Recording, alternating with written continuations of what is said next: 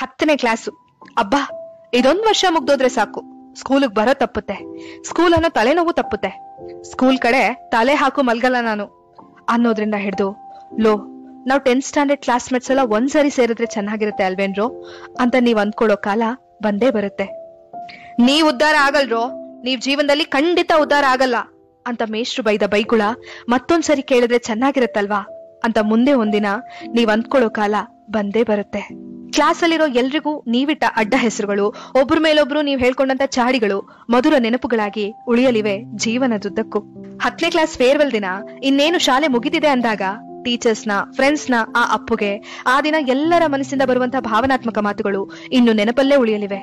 Slam book ಅಲ್ಲಿ ಬರ್ದಿರೋ ಗೋಲ್ಸ್ಗಳು reach ಆಗ್ತಿರೋ ಇಲ್ವೋ ಗೊತ್ತಿಲ್ಲ, ಸ್ನೇಹಿತರು ನಿಮ್ಗೆ ಸಿಗದೆ ಇರೋಷ್ಟು ದೂರ ಮಾತ್ರ ಹೊರಟು ಜೀವನ ಕಟ್ಕೋತಾರೆ. 10ನೇ ಕ್ಲಾಸ್ ಪಾಸ್ ಆಗೋಕೆ ನೀವೆಷ್ಟು ಚಾಪ್ಟರ್ಸ್ ಓದಿರ್ತಿರೋ ಏನೋ ನೆನ್ಪಿರಲ್ಲ, ಆದ್ರೆ ನಿಮ್ ಬದುಕಲ್ಲಿ 10ನೇ ಕ್ಲಾಸ್ ಅನ್ನೋದೇ ಒಂದು ದೊಡ್ಡ ಚಾಪ್ಟರ್ ಆಗಿ ಸದಾ ಉಳಿಯುತ್ತೆ.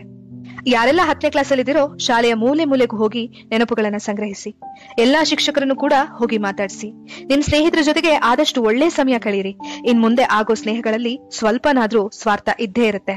ನಿಮ್ ಟೀಚರ್ಸ್ ನಿಮ್ಮನ್ನ ಪಾಸ್ ಮಾಡ್ಸೋಕೆ ಪಡೋ ಪ್ರಯತ್ನ ಬಹುಶಃ ಇನ್ ಮುಂದೆ ನಿಮ್ ಬದುಕಲ್ಲಿ ಯಾರು ಮಾಡಲ್ಲ.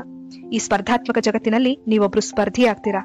ನೀವ್ ಸೋತಾಗ ನಿಮ್ಮನ್ನ ಮೇಲೆಬ್ಸೋ ಶಿಕ್ಷಕರು ಸಿಗೋದು ಬಹಳ ಕಷ್ಟ. ಎಲ್ಲ ಸುಂದರ ನೆನಪುಗಳ ಹೊತ್ತು ಜೀವನ ಮುಂದೆ ಸಾಗ್ಲಿ. ಯಾಕೆಂದ್ರೆ 10ರ ಮಕ್ಕಳೇ ಉತ್ತಿ ಬಿತ್ತಿದ ಬೀಜ ಕೈತುತ್ತಾಗುವ ಕಾಲವಿದು. ಹೆತ್ತವರು ಅತ್ತಾರು ಉತ್ತೀರ್ಣಕ್ಕೆ ಕುತ್ತಾದರೆ, 10 ಕನಸುಗಳ ತೇರು ಹತ್ತಬೇಡವೇ ನೀವು? ಮತ್ಯಾಕೆ ಆಲಸ್ಯದ ಮಾತು? ಮತ್ತೆ ಮತ್ತೆ ಓದಿ ಮಕ್ಕಳೇ, ಕತ್ತಲೆಯೇ ನಿಮ್ಮ ನೋಡಿ ನಾಚಬೇಕು.